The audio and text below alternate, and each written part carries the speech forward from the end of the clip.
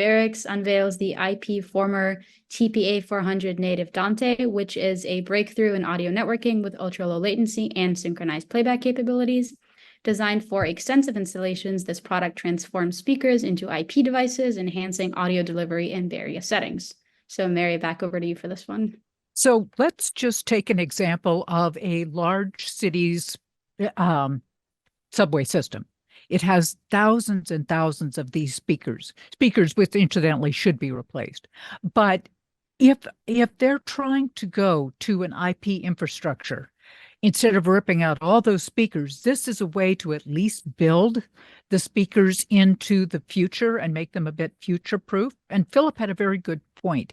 He was saying, look, there are a lot of things that will never be native Dante or native IP, but that doesn't mean that there's not a way to hook them up. And this is really, really helpful in these big installations. Philip, what is your thought about building all of this out? Yeah, so on the video side, we've had these for a long time. Well, first of all, like we talked about before, monitors have never been SDI; they're always HDMI. We've always had to have a box to go SDI to HDMI. Now we have a box that goes from IP to HDMI.